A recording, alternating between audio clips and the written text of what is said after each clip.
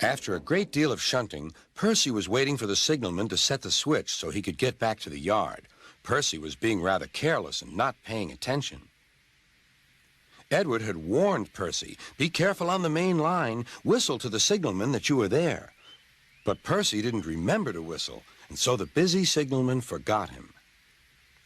Percy waited and waited. The switch was still against him, so he couldn't move. Then he looked along the main line. Beep, beep! He whistled in horror, for rushing straight toward him was Gordon with the express. "Oh!" groaned Gordon. "Get out of my way!"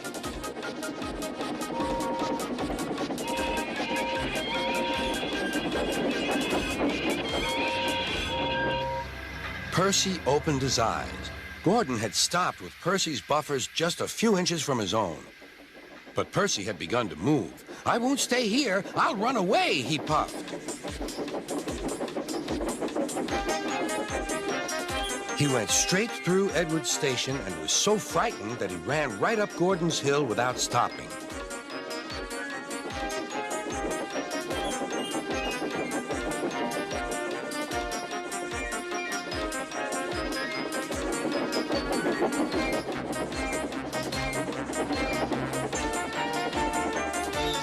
After that, he was tired, but he couldn't stop. He had no driver to shut off steam and apply the brakes. "I want to stop! I want to stop!" he puffed.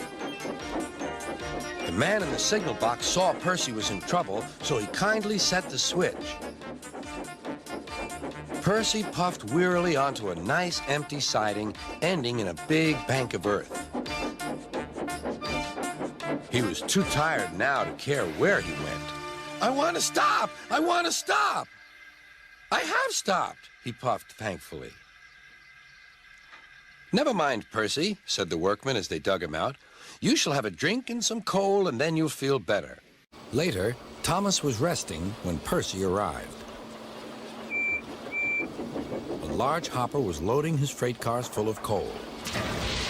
Thomas was still being cheeky. "Careful," he warned. "Watch out with those silly cars." Go on," muttered the cars. "And by the way," went on Thomas, "those buffers don't look very safe to me." The last load poured down. Next day, Thomas was feeling more cheerful as he watched Percy bring his cars from the junction. The cars were heavy and Percy was tired.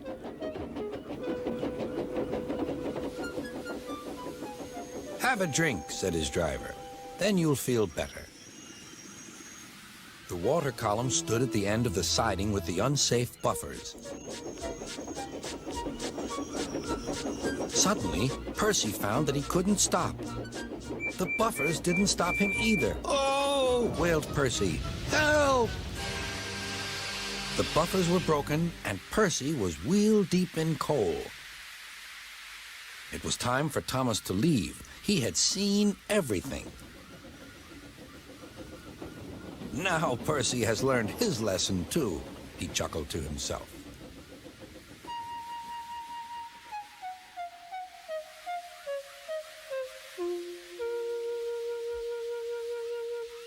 "One day," he whispered to the cars, "will you give me a bump when we get to the key?"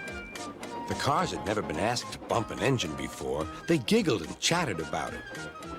"Driver doesn't know my plan," chuckled Percy. On, laughed the cars. Percy thought they were helping. "I'll pretend to stop at the station, but the cars will push me past the board. Then I'll make them stop. I can do that whenever I like." Every wise engine knows you cannot trust freight cars. Go on, they yelled and bumped Percy's driver and fireman off the footplate. "Ow!" said Percy, sliding past the board. Percy was frantic. "That's enough!"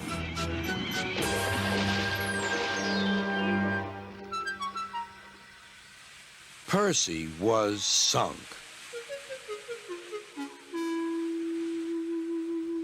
"You are a very disobedient engine." Percy knew that voice. "Please, sir, get me out, sir. I'm truly sorry, sir." No, Percy, we cannot do that till high tide.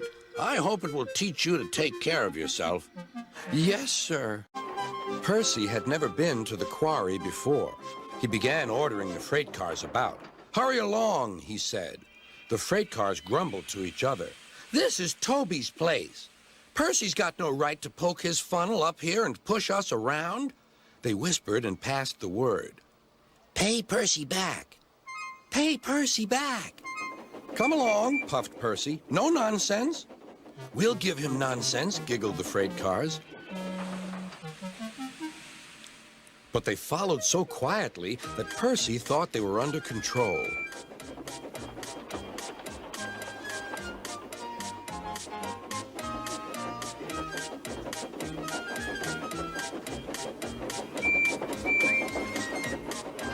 Suddenly, they saw a notice ahead. All trains stop to pin down brakes. Beep, beep! Brakes, conductor, please. But before he could check them, the freight cars surged ahead. On, they cried. Help, help, whistled Percy. The man on duty at the crossing rushed to warn traffic with his red flag, but was too late to switch Percy to the runaway siding. Frantically trying to grip the rails, Percy slid into the yard. Beep, beep, look out!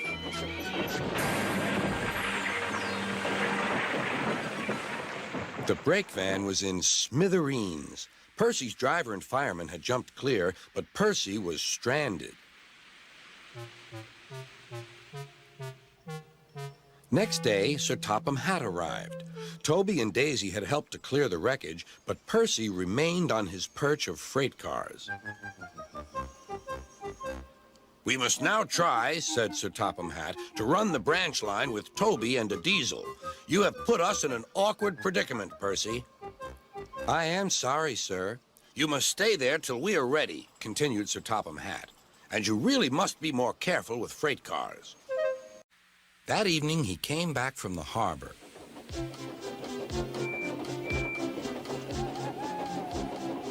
Percy knew where he was, even in the dark. Crow's Farm Crossing. We shan't be long now.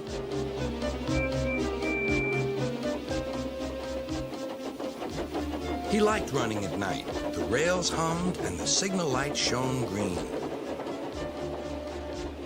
But a broken cartload of lime lay ahead. Sam the farmer had just gone for help.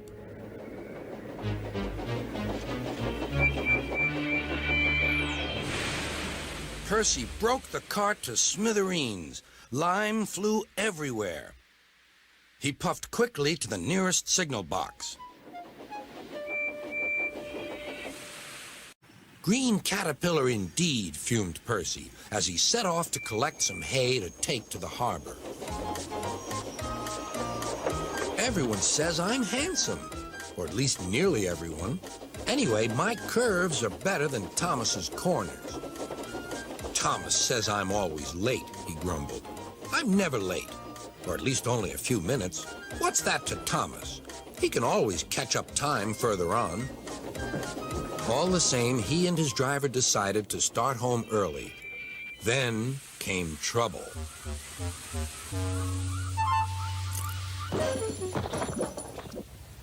A crate of treacle was upset all over Percy. Percy was cross. He was still sticky when he puffed away. It was time for the photographs. Everyone was excited. Sir Topham Hatt was waiting on the platform for his trousers. They were in a trunk amongst a big load of baggage. The porters were taking the baggage trolley across the line. They were walking backwards to see that nothing fell off. Percy was still being cheeky. His driver always shut off steam just outside the station. Percy wanted to surprise the coaches by coming in as quietly as he could. But the porters didn't hear him either. Percy gave them such a fright that boxes and bags burst everywhere. Oh, groaned Percy.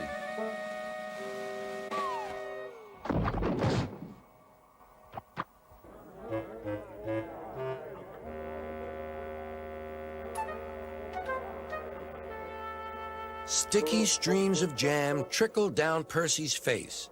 A top hat hung on his lamp iron. Worst of all, a pair of trousers coiled lovingly around his funnel.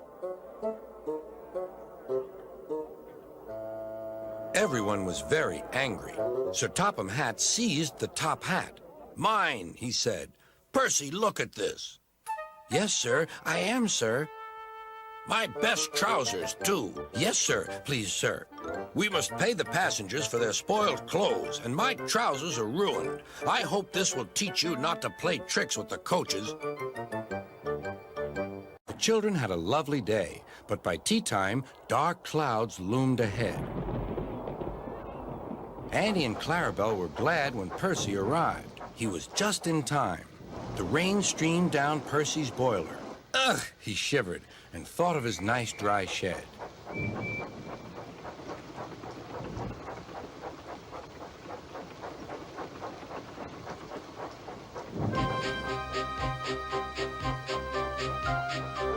Percy struggled on past coastal villages and into the countryside. The river was rising fast. "I wish I could see! I wish I could see!" complained Percy as he battled against the rain. More trouble lay ahead.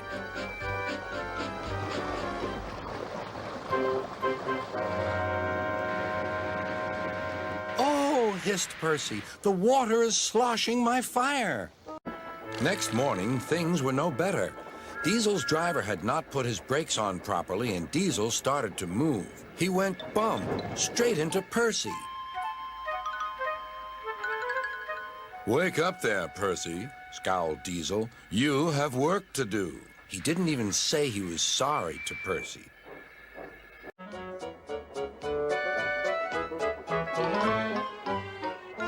James was stuck on the line and looking glum. Percy couldn't help laughing. "Got yourself in a bit of a jam, eh, James? A sticky situation?" Be quiet. It's not funny having jammed brakes. And not very reliable either. I'm surprised you let it happen, James. Nothing should stop us engines. "That's enough, Percy," said the driver. "Can you push these cars?" "Of course I can.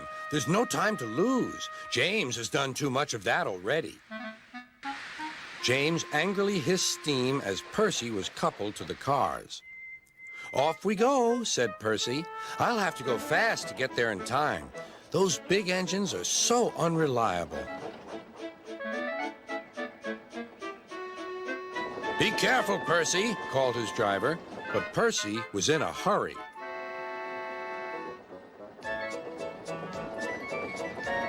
He didn't see that the switch had failed and that he had been diverted into a siding.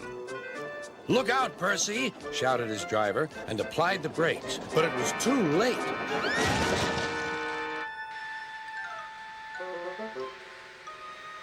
The driver and fireman had jumped clear, but squashed fruit squirted all over Percy.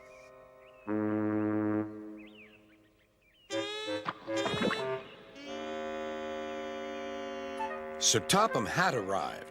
"Percy, you are not to blame for the switch failure, but I do not run a jam factory." "Yes, sir. No, sir." And Percy squelched sadly away. Percy was shunting in the yard. He didn't expect to see Toby. "What are you doing back so soon?" Before Toby could reply, Sir Topham Hatt arrived. Leave these cars, please, Percy. There's an emergency at the harbor. "Come on, Percy," said his driver. This'll be trouble with Bulstrode." "Who's Bulstrode?" wondered Percy. He was still surprised about Toby, and now he had two puzzles to sort out. His driver explained. Bulstrode is a disagreeable barge. He never stops complaining. His driver was right about Bulstrode. Today the barge was more bad-tempered than ever. Come on, come on. Why aren't you cars where you should be? "There's no engine, and we can only go where we're put," shouted the cars. "You're in the wrong place, not us." When Percy arrived, Bulstrode was sulking and the cars were crosser still. Our stone is for Bulstrode. Please put us in a siding so that we can load him up and be rid of him.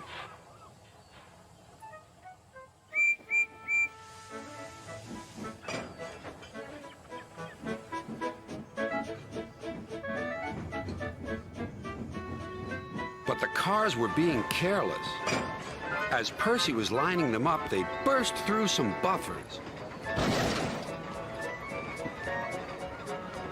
Help! Help! They wailed. But it was too late.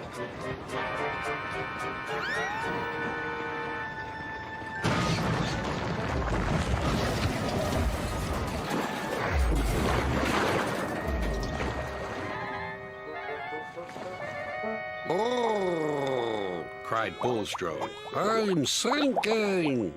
Serves you right, Giggled the cars. you were always barging in and moaning. It took a very long time to clear the mess.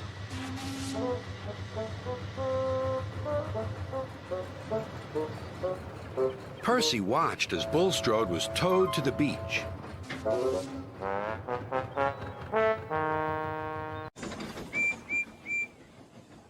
Next morning, the engines were glad to see Tom back again, but he looked very sad.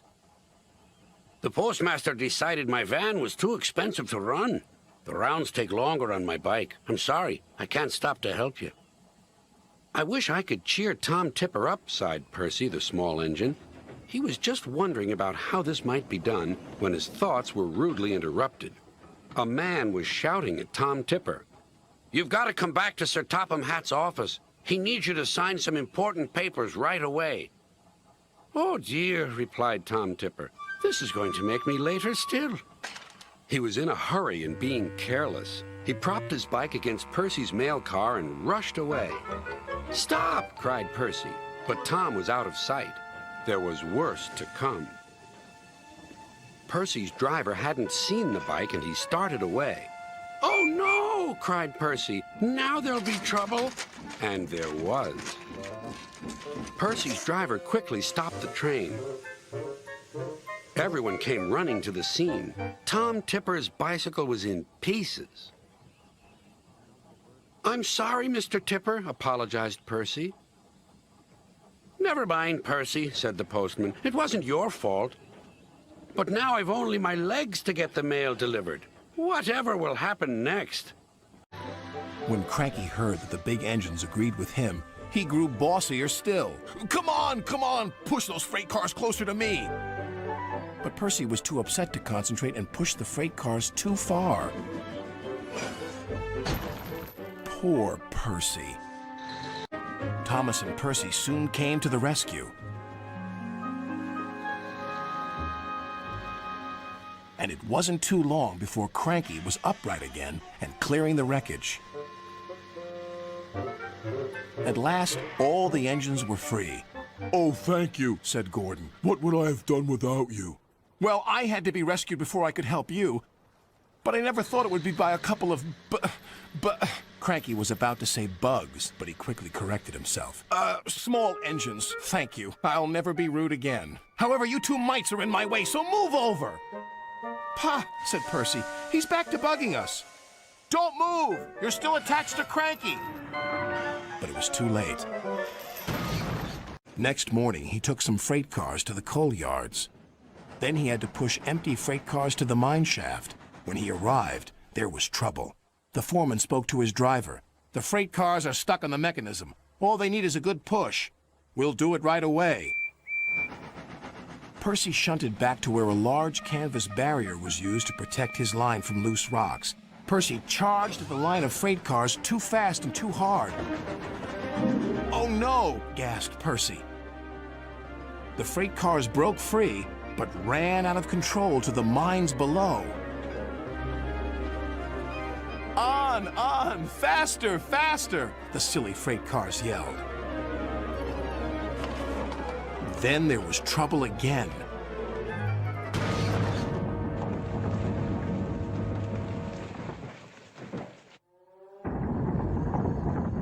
Get out of here fast! The mine's collapsing!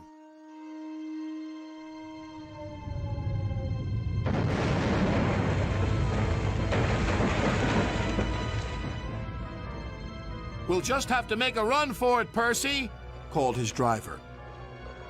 There's going to be an avalanche, wailed Percy. And he was right. Worse still, the track he was on began to crumble. Oh, help! Wailed Percy. Then he remembered something he had seen earlier. There's a canvas barrier by the track. That might save us. They were just in time.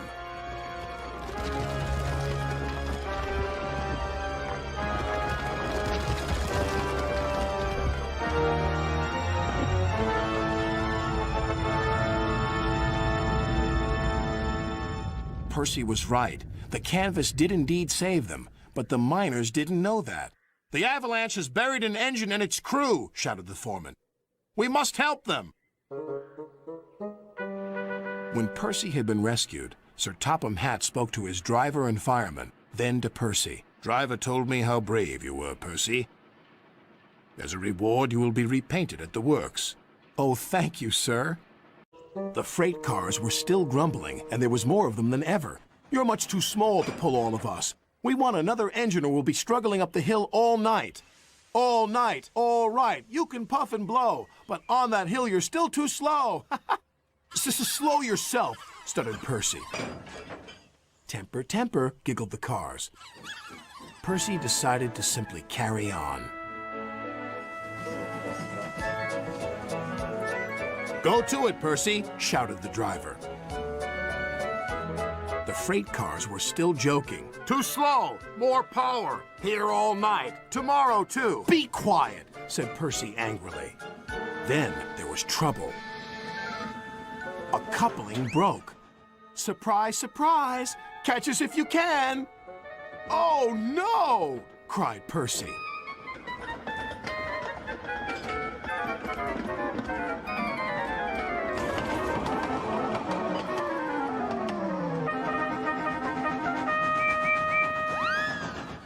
Percy's driver told the signalman, and the yard foreman told Sir Topham Hatt what was happening. "They're heading for the big hill. It'll slow them down, but they may roll back again, right into the village." "Then we'll just have to stop them, won't we?" The chase was on.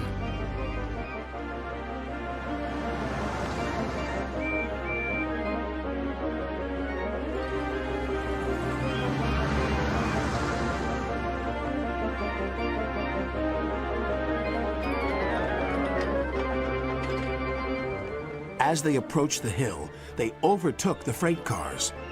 Sir Topham Hatt and Bertie screeched to a halt and waited for them near the top.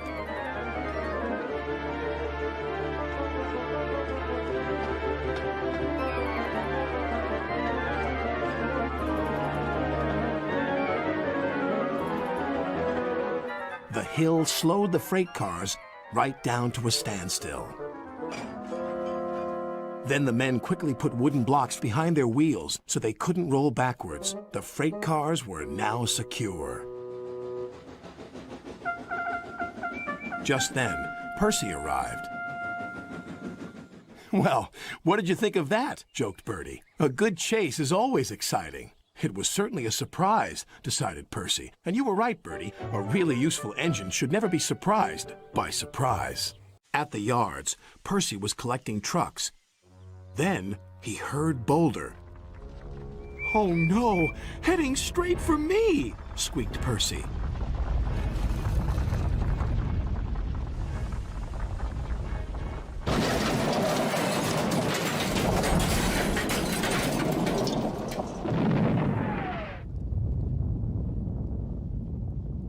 It was winter time on the island of Sodor. The snow covered fields and railway lines. All the engines were hard at work, except Percy. "Come on, Percy. This is no time to have a rest." "I'm stuck," moaned Percy, "and my funnel's freezing up. Driver's gone for help." "Ha!" huffed Thomas, and went on his way. Out on the branch line, Percy was having trouble with the trucks. Faster we go, pull 'em along, don't let 'em slow." "Help! Help! Cried Percy. His driver applied the brakes. But it was too late. He went off the rails at Bulgy's bridge.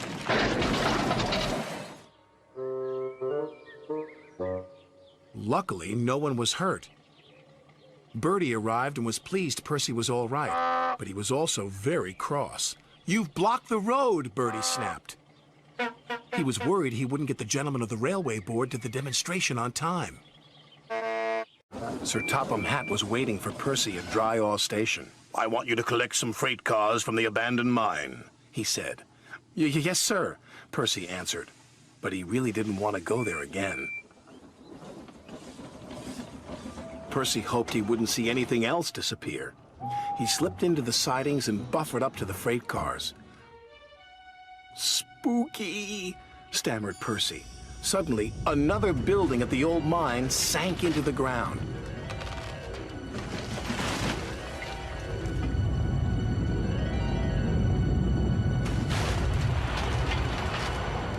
"What was that?" shouted his driver. "Double bouncing buffers!" shrieked Percy. He was so scared, he lurched forward and rammed the freight car. "Naughty gnomes!" cried Percy. He steamed away faster than before, all the way back to Lower Tidmouth Station.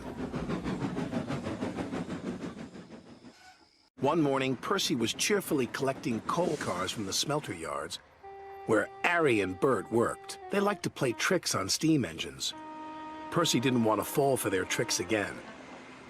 But before he knew it, he was stuck in the middle. "Oh, bother," chuffed Percy crossly. "Little green piggy in the middle," Arry teased. Percy's driver was cross. With coal cars in front of him and coal cars behind, Percy had to go slowly. James was in the yards when Percy steamed slowly by. "Ha ha, it's Pokey Percy," James laughed. "You wouldn't be laughing if you were stuck in the middle," Percy fumed. And he fumed all the way to the coaling plant. One by one, he shunted his coal cars onto the tipper's loading ramp, and the coal was unloaded. Percy was not allowed to cross the loading ramp until the tipper had been turned off. It was against the rules. But as soon as his driver and fireman left, there was trouble. Henry arrived to pick up coal. He bumped into the coal cars, and the coal cars bumped into Percy. Percy was pushed onto the loading ramp. "Help!" cried Percy.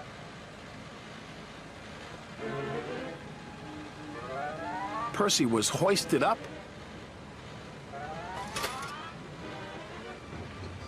tipped over, and brought back down again. After Percy was lowered back onto the ground, the manager was very cross. "You have caused confusion and delay," he said. "I'll have to report this to Sir Topham Hatt." Percy was loading freight cars at the docks. He was trying extra hard to stay clean, but the troublesome trucks were being naughty. As Percy pushed them under the coal chute, they sang out. On, they cried. Percy found himself under the chute, and coal dust flew everywhere. "Oh, no," coughed Percy. "I'm filthy." Percy felt awful, but he knew he had to carry on.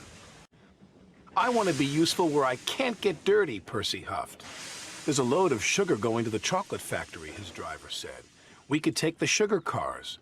"Sugar," said Percy. "That's nice and clean." Percy was pleased.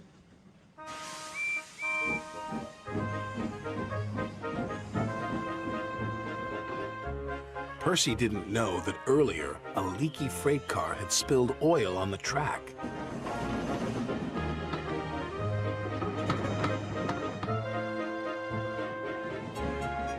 When he approached the chocolate factory, his driver applied the brakes. But Percy's wheels just skidded on the oily rails. "Oh no!" hooted Percy.